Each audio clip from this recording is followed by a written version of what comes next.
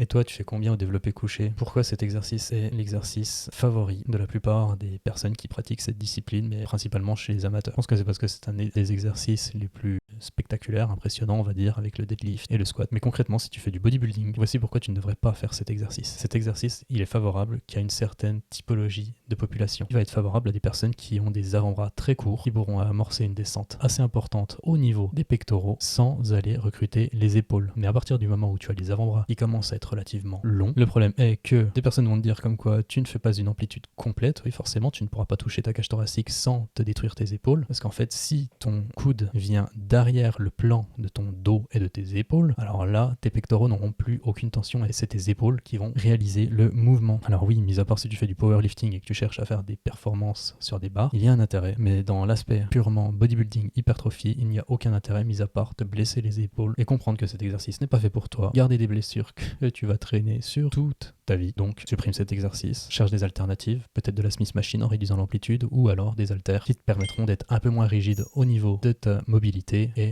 d'aller chercher une amplitude qui te correspond.